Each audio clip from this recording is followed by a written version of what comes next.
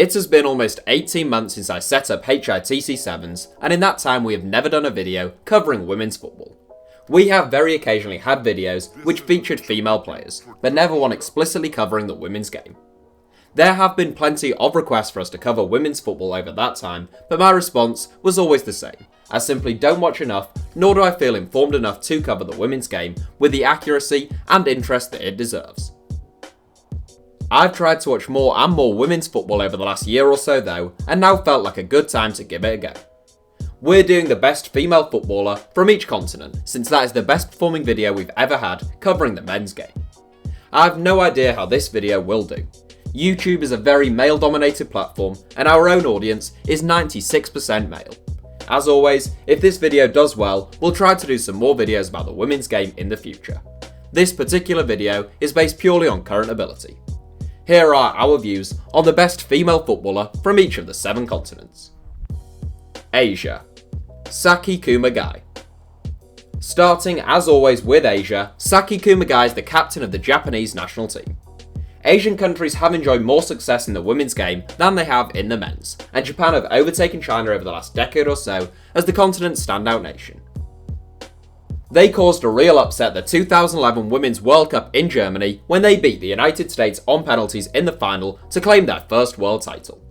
4 years later in Canada, they met the USWNT in the final once again, losing out 5-2 on that occasion. South Korea's Ji So-yeon and China's Wang Shuang deserve to be mentioned, but Asia's best female footballer right now has to be Saki Kumagai. The 28-year-old defensive midfielder brings an injection of class and energy to a midfield, and she had a fantastic year with both club and country. A key cog in the Lyon side, which won a domestic and Champions League double, she was Japan's star woman as they won the 2018 AFC Women's Asian Cup for the second time. Having won her first cap for Japan at the age of 17, Kumagai has reached a century of caps, aged only 28, and she takes this one for us. Africa.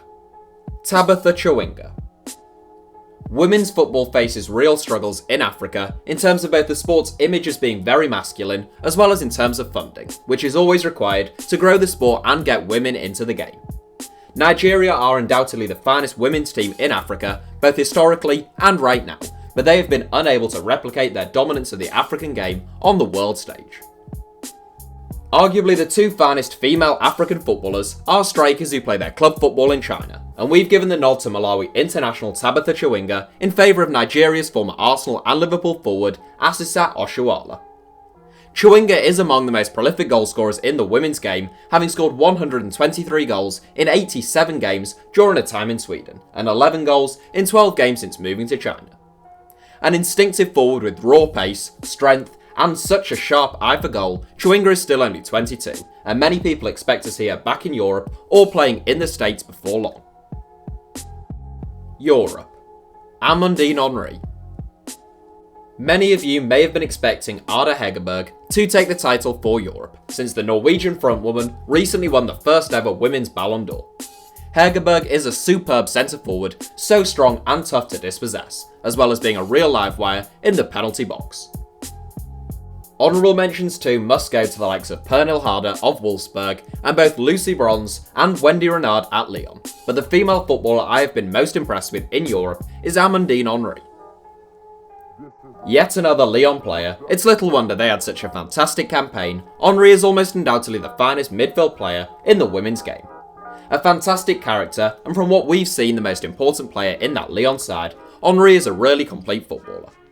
She's good on the ball, neat in the pass, and scores a remarkable number of goals from the centre of midfield, despite often operating from quite a deep starting position. This year's league title with Lyon was Henry's 10th, 9 having come in France, and 1 in the United States in 2017. North America. Alex Morgan. Despite having tasted very little success in the men's game, North America and the United States in particular has long been seen as a mecca for women's football or soccer. Alex Morgan is probably one of the biggest names in women's football, and quite rightly so. Co-captain of the United States women's national team, the 29-year-old has won a quite incredible 153 caps for her country to date, scoring 98 goals in the process. Smart and two-footed, Morgan is naturally best known for her goal scoring, but her all-round forward game continues to improve, making her a dream of a striker to play alongside. Other North Americans we have to mention include USWNT stars Carly Lloyd, Megan Rapinoe and Crystal Dunn, as well as Canada's prolific veteran centre forward Christine Sinclair, who could soon overtake Abby Wambach as the all-time leading goal scorer in women's international football. South America. Marta. Quite possibly the finest female footballer of all time, Brazil legend Marta may no longer be at her mind-boggling heights of the mid to late 2000s, but she's still the continent's standout player in our eyes. Recognised as an outstanding talent from a very young age, Marta began her professional career at the age of 14. Between 2006 and 2010, she won 5 consecutive FIFA World Player of the Year awards, a period of time which included spells in Sweden, the United States and Brazil. This 7 is about the here and now though, and right now Marta is 32 and she's Alex Morgan's strike partner at Orlando Pride. Marta hasn't been quite as prolific in 2018 as previous years, but her flair, technique and intelligence on the pitch still make her stand out from a mile off. Australia/Oceania. Sam Kerr. Whilst women's football has struggled in Africa due to its masculine image there, it's quite the opposite in much of Australia and Oceania. In 2015, football, or soccer we should say, to avoid any confusion, overtook netball to become the second most popular sport among girls in schools in Australia, with some research suggesting it may even have overtaken swimming to take top spot. The men's game, meanwhile, tends to play second, third, or even fourth fiddle in the region, facing competition from the likes of rugby union, Aussie rules, and cricket. Australia's national women's team has reached the quarter-final stage in each of the last 3 World Cups, and we wouldn't be surprised to see them go one stage further in either 2019 or 2023. From Lydia Williams to Emily Van Egmond, Australia has some talented individuals at their disposal, whilst New Zealand star woman Abby Airsag is a rock at the back for North Carolina Courage in the NWSL. In truth though, picking Sam Kerr for Australia/Oceania was the easiest decision of the lot. At the age of 25, she is one of the best female footballers on the planet. Bright, inventive, and prolific, Kerr is quite possibly the most dangerous forward in women's football right now. Following 2 fantastic seasons with Sky Blue FC, she joined Chicago Red Stars in January 2018, where she has since scored 16 goals in 17 games. Antarctica. Susan Avalanche. Whilst our world famous men's continents video, yes, I did just call it world famous, was dominated by forward players or wide men, there is a real mix of forwards and central or defensive midfielders here. Susan Avalanche is a world-class midfield enforcer.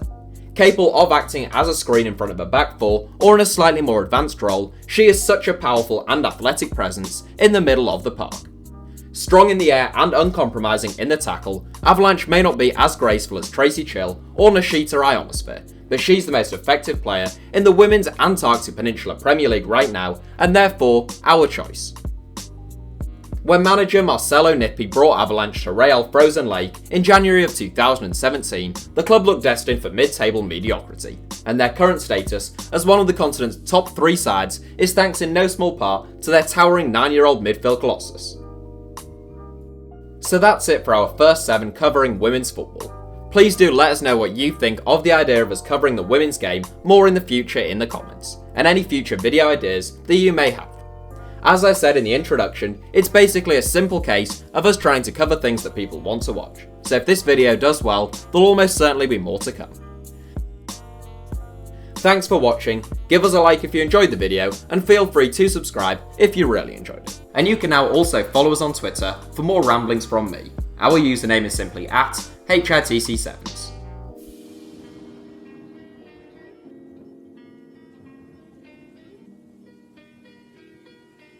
This is a Chucky Beat production.